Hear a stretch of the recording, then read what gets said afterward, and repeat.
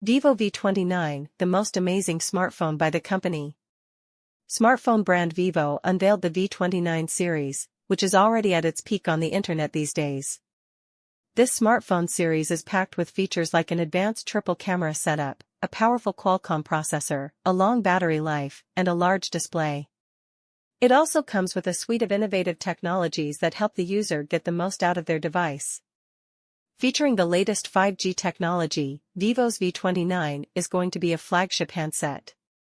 Let us now get on to the amazing V29, which is powered by one of the most powerful Snapdragon 778G Plus chipsets on the market along with a 2.4 GHz octa-core CPU. Besides them, the Vivo V29's 12 GB of RAM and 256 GB of internal memory with a dedicated memory card slot. As a result, the V29 is a complete package for those who want efficient power and all the cutting-edge specifications in one package.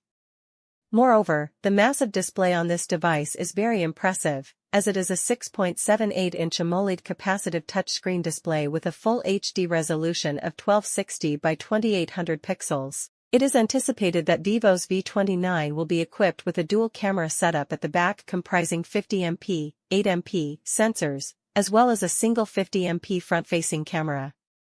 One other rumor about the V29 is that the device might be launched with a curved-edge display in order to be able to outperform its competitors in terms of performance.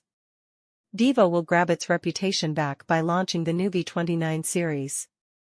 In spite of its big 4,600 mAh battery, this smartphone promises to last all day with just a single charge because of its incredibly long battery life. Fast charging of 80W will also be included.